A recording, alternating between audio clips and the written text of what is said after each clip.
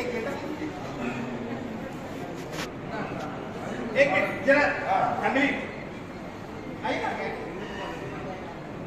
Come this side 1 minute sir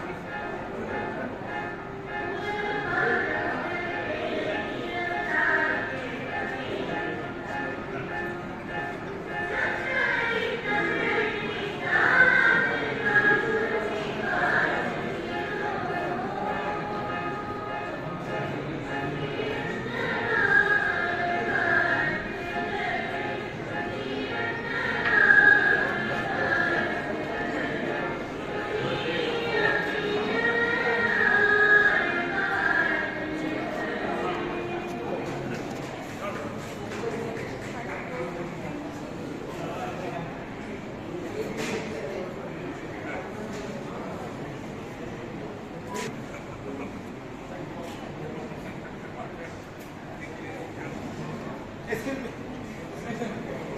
1 minute, sir.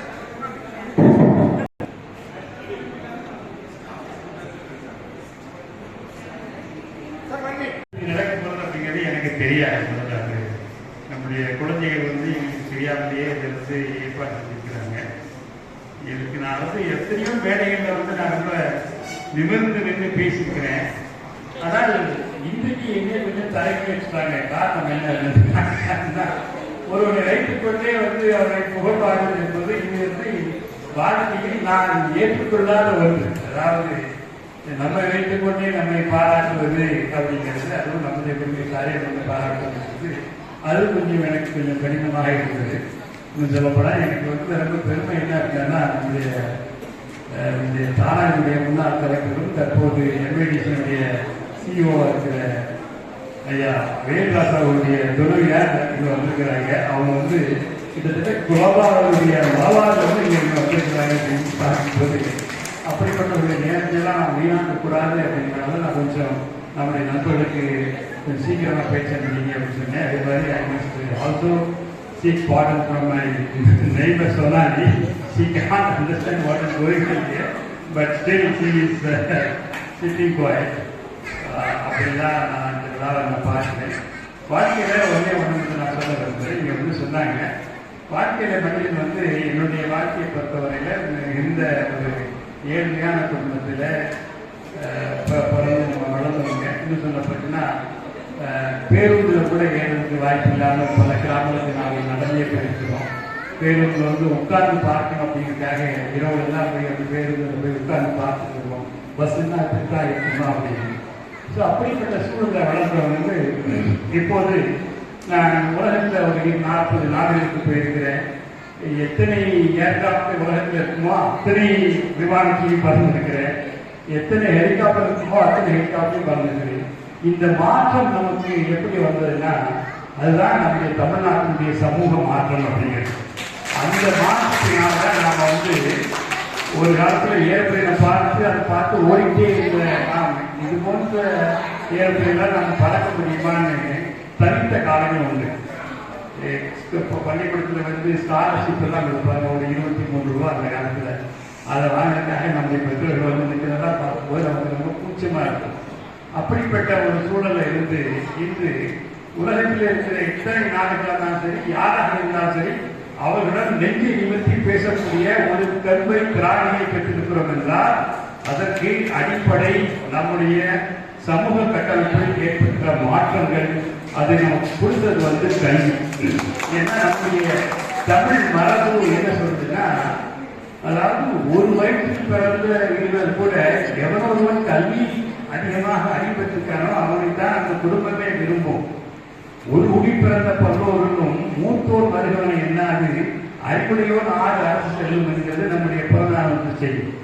அப்படிப்பட்ட நிலைமையில் நம்முடைய வாழ்வதற்கு காரணம் இதெல்லாம் அடிப்படையாக இருக்கிறது. மாணவ பருவத்திலேயே ஒரு 5-6 வயதாக இருக்கும்போது தந்தை பெரியார் அவர்களோடு பேசக்கூடிய வாய்ப்பு எனக்கு கிடைக்குது. அதெல்லாம் நினைச்சு பார்க்க முடியாது. இந்த ஒளிப்படங்கள்லாம் இல்லை. அதே மாதிரி காமராஜர் கையை பிடிச்சி நடந்த ஒரு வாய்ப்பு நமக்கு கிடைச்சது. இதெல்லாம் வந்து இப்போ நினைத்து பார்க்கும்போது எவ்வளவு பெரிய தலைவர்கள் நமக்கு வந்து ஒரு சக்தியாக இருக்கிறாங்க. அதே மாதிரி 1967ஆம் ஆண்டு அண்ணா அவர்கள் எங்கள் ஊருக்கு வந்திருக்கும் போது அண்ணாவை பார்க்க வேண்டும் என்பதற்காக பள்ளிக்கூடத்துக்கு போகாமல் பள்ளிக்கூடத்துக்கு பாக்கெட்டோட அண்ணா இருந்த அந்த சாப்பிட்டு கொண்ட வீட்டுக்கு திண்ணையிலே உட்கார்ந்து இருந்தேன். அப்போ அண்ணா வெளியே வராரு. அந்த உடனே ஒரு ஆட்டோகிராஃப்னு அண்ணா கேட்கிறேன். அண்ணா சொல்றாரு, இப்போ மணி என்ன? மணி 3. பள்ளிக்கூட சிந்திக்கு வருது 4 மணிக்கு. பைக்கெட்டில் இருந்தால் பள்ளிக்கூடத்தை புத்தகம். உனக்கு இந்த நேரத்துலாம் அரசியல் தேவையா? இதெல்லாம் பார்க்க வரணுமா? முதல்ல நீங்கள் படிங்க அப்படின்னு அண்ணா அவர்கள் வந்து இன்னும் என்னுடைய காதில் ஒலித்துக் கொண்டிருக்கிறது. அப்படிப்பட்ட அந்த உணர்வு தான் பின்பு ஒரு 16-17 வயதிலே நாம் எல்லாம் மும்பைக்கு வந்துட்டோம். மும்பைக்கு வந்த பிறகு இந்த உணர்வை நமக்கு ஊட்டிய பெருமக்கள் இங்குள்ள திராவிட இயக்கத்தினுடைய அண்ணன் ஆதிசங்கரன், பொக்கோ, கவிஞர் கலைக்கூத்தன், ஐயா தேவதாசன் இவங்களோட இந்த தொடர்புனால இன்னும் நாம் திரும்ப திரும்ப பல்வேறு நூல்களை படிக்க முடியுது. அதற்கு பிறகு நம்முடைய கல்வி, நம்முடைய வேலை வாய்ப்பு, இதற்கும் தவறாத தன்மை இப்படியெல்லாம் இருந்ததுனால இன்றைக்கு சொல்ல பார்த்தீங்கன்னா நான் வந்து ஒரு காலத்தில் மாதம் 5 லட்சம் ரூபாய் கூட சம்பளம் வாங்கியிருக்கிறேன். அதற்காக நான் சேர்த்து பெருசாக பணத்தை வச்சிருக்கேன் யாரும் நினைச்ச வேண்டாம். எவ்வளவு சேர்த்தமோ அவளையும் நாம் செலவழித்திருக்கிறோம். அதுதான் வாழ்க்கையில மகிழ்ச்சி. வெளிநாடுகள்லாம் வந்து எல்லாரும் நல்லா உழைப்பாங்க. உழைத்து அந்த இறுதி நாட்களிலே அவர்கள் வந்து உலகமும் சுற்றி பார்க்கறதுல அதை உடனே செலவழிச்சுவாங்க. அப்படிப்பட்ட நாடுகள் தான் மகிழ்ச்சியாக இருக்கிறது. எனவே பணத்தை சேர்ப்பது நம்முடைய மகிழ்ச்சி அல்ல, மாறாக நம்முடைய குடும்பம் எந்த அளவுக்கு நல்லா இருக்குதோ அந்த அளவுக்கு நம்முடைய சமூகம் நல்லா இருக்கும், நம்முடைய நாடு நல்லா இருக்கும். ஒரு மனிதன் வந்து பொது வாழ்க்கையில வெற்றி பெறணும் அப்படின்னா அதற்கு முதல் ஆணியர் இல்லைன்னா அதற்கு உறவு யாருன்னா அவருடைய வாழ்க்கை துணைகள். அந்த வாய்ப்பு எனக்கு கிடைக்க மாதிரி யாருக்கும் கிடைக்கிறது. அது இது நான் அதை எண்ணி பெருமைப்படுகிறேன். காரணம் எங்கள் குடும்பமே வந்து திராவிட இயக்கத்தினுடைய சார்பு வந்தது விளைவாக நாங்களும் அவர்களும் நாங்கள் சந்தித்தது திருக்குறள் பேரவை தான் சந்தித்துக் கொண்டோம். கிட்டத்தட்ட ஒரு 2-3 ஆண்டுகள் கண்ணோடு கண்கள் மட்டும் பேசினேன். அதற்கு பிறகு அதை வந்து திருவள்ளுவரை இணைக்கின்ற மாதிரி அதுபோல நான் பேசி பழகிய ஆட்கள், அதாவது பேராசிரியர் கண்ணனாக இருந்தாலும் சரி, தமிழன் குன்றக்குடி அடிகளார், சிவன்மணி செல்லப்பனார், இப்படி அந்த ஆளுமைகள்லாம் நமக்கு கொடுத்த அந்த விதை இருக்கிறதுலாம் அதற்கு எல்லாமே தமிழ் மொழியினுடைய மரபை நாம் சரியாக பெற்றுக்கொண்டோம் என்றால் வாழ்க்கையை மிகுந்த நல்ல நிலைக்கு வர முடியும். அதுதான் உண்மையான மகிழ்ச்சி என்பதுதான் நான் வந்து வாழ்க்கையில் கற்றுக்கொண்ட பாடம். அதுதான் நான் வந்து பிள்ளைகளை வந்து சொல்லி சொல்லி வளர்க்கணும்னு யாரும் நினைக்கக்கூடாது. பிள்ளைகள் வந்து நம்மை பார்த்து அவர்கள் கற்றுக்கொள்ள வேண்டும்படிய ஒன்றை திணிப்பதால் அவர்கள் ஏற்றுக்கொள்வார்களா என்றால் இல்லை. நிச்சயமாக எந்த குடும்பத்தையும் நடக்காது. அது எந்த திணிப்பாக இருந்தாலும் சரி, அது வீட்டில் வந்து பிள்ளைகளை ஒழுங்காடா சாப்பிட்றா பள்ளிக்கூடத்துக்கு போடா அப்படின்னு நம்ம சொல்றதாக இருந்தாலும் சரி, அல்லது ஒரு நாட்டில் ஒரு மொழியை இந்த மொழியை படி அந்த மொழியை படி என்று சொல்றதா எந்த திணிப்பாக இருந்தாலும் சரி, போர்ஸ்ஃபுல்லாக எது செஞ்சாலும் அது நிச்சயமாக நிர்வாகம். மாறாக நாமே அதற்கு ஒரு அடையாளமாக ஒரு வழிகாட்டியாக ஒரு கருவாக இருந்தோம்னா தானாகவே அந்த சமூகமானது திருந்தும். அந்த வகையில் எனக்கு கிடைத்த பிள்ளைகளும் அதே மாதிரி தானாகவே அவர்கள் நிற்கக்கூடிய அளவுக்கு அவர்கள் வளர்ந்திருக்கிறார்கள் என்பது மிகுந்த மகிழ்ச்சி. இந்த உறவுகள் தான் பொதுவாக நம்முடைய வீட்டுக்கு வந்து வாழ்த்துறது தான் வழக்கம். இதற்கு பிறந்த நாளை கொண்டாடுவது ஒரு பகுதியினுடைய அடிப்படையே கிடையாது. அது எனக்கு விருப்பமில்லாத ஒன்று. இது வந்து நம்முடைய வாழ்க்கையில் நாம் கடந்து செல்லும் போது ஒரு மைல்கல், அவ்வளவுதான். அப்படித்தான் நாம் பார்த்தோம். அப்படிப்பட்ட சூழல்ல எனக்கு தெரியாமல் எங்களுடைய குழந்தைகள் வந்து இப்படிப்பட்ட என்னுடைய வாழ்க்கை லெட்டர்லாம் இங்கே போட்டாங்க. அதில் என்னுடைய வெளிநாட்டு பயணிகள் எதுவுமே இல்லை, அது அவங்க மறந்துட்டாங்க நினைக்கிறேன். அப்படி பல்வேறு எவ்வளவுகளும் நாம் வெளியே போகிறோமோ, எவ்வளவுகளும் புதிய மனிதர்களை நாம் சந்திக்கிறோமோ, அந்த அளவுக்கு நமக்கு தன்னம்பிக்கையும் அறிவும் பெருகும். Always you must think that the next is the best and we must also learn that when to say no. யாருக்கு நோ என்று சொல்ல தெரிகிறதோ, யார் அடுத்ததுதான் நல்லது என்று நினைக்கிறார்களோ அவர்கள் வாழ்க்கையில் வெற்றி பெற முடியும். அதுதான் நான் இதுவரை கற்றுக்கொண்ட பாடம். அந்த பாடத்தை தந்த இந்த சமூகத்திற்கும் என்னோடு வாழ்ந்து மறைந்த பெரியவர்களுக்கும் இந்த நேரத்திலே நான் நன்றி தெரிவிக்கிறேன். காரணம், என்னுடைய தந்தையார் அந்த மாதிரி தான் எங்களை வளர்த்தார். அவர் நம்முடைய பிள்ளைகள் எந்த தகவலும் நினைக்கக்கூடிய தான் நம்முடைய பிள்ளைகள் ரொம்ப நல்லா இருப்பார்கள். ஆனால் எப்படி அவர்கள் நம்மை நடத்துகிறார்கள் என்பதை பொறுத்துதான் இந்த பிள்ளைகளுடைய வாழ்க்கை இருக்கிறது. அப்படி இன்றைக்கு அவர்கள் தான் தாயும் தந்தையும் இல்லாத நேரத்தில் கூட நாம் ஓரளவுக்கு நீங்கள் எல்லாம் இருக்கிற இந்த உறவுகளோடு சேர்ந்து நின்று இந்த விழாவை நாம் நடத்துகிறோம் என்கிற பொழுது உள்ளபடி மகிழ்ச்சி. நன்றி. உங்கள் அனைவருக்கும் பல பேர் நம்முடைய நண்பர்கள் இங்கே என்னை பற்றி பேசணும் அவங்க நினைச்சிருக்கலாம். அதற்கெல்லாம் நான் இது ஒரு பொதுக்கூட்டமாக மாற்றிடக்கூடாது அப்படின்னு நான் ரொம்ப கவனமாக திரும்ப திரும்ப பிள்ளைகளை சொல்லியிருந்தேன். இதுதான் வீட்டில் இருக்கிறதுக்கு வெளியே இருக்கிறதுக்கு தான் வித்தியாசம். வீட்டில் இருந்தா இந்த மாதிரி ஒரு மேடையோ ஒருத்தர் நம்மளை பற்றி பேசுறது இருக்காது. நாங்கள்லாம் ஒரு கலந்துரையாடல் மாதிரி தான் இந்த விழா இருக்குன்னு நினைச்சேன். இருந்தாலும் தவிர்க்க முடியாமல் ஒரு சில நண்பர்களுக்கு வாழ்த்தி பேசினாங்க. அவருடைய வாழ்த்துக்கு என்பதை நெஞ்சார்ந்த நன்றி. குடும்பத்தினர் அனைவருக்கும் உறவுக்கும் மிகுந்த நன்றி. உங்களுடைய வாழ்த்துக்கள் என்னை மேலும் செம்மைப்படுத்தும் என்று நினைக்கிறேன். வாழ்த்துக்கள். நன்றி.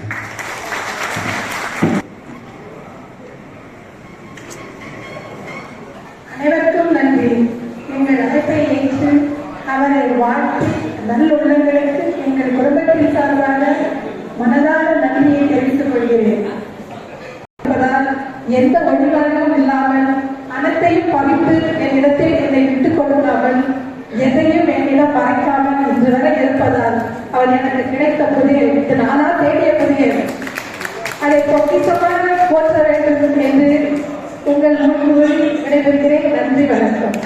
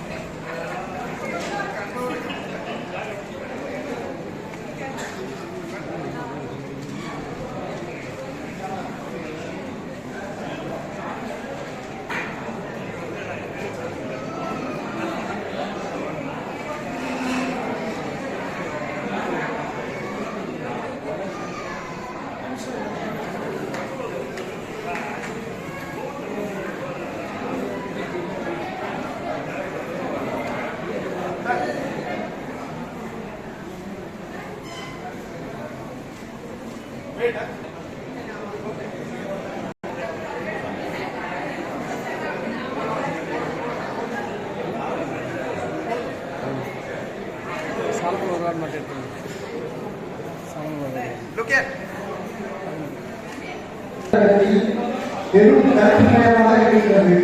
கருப்போடு சிறப்பு சேர்ந்தால் நன்றாக இருக்கும் என்ற ஒரு ஆசையில் நான் கருப்பு சிறப்பு அணிவிக்க வேண்டும்.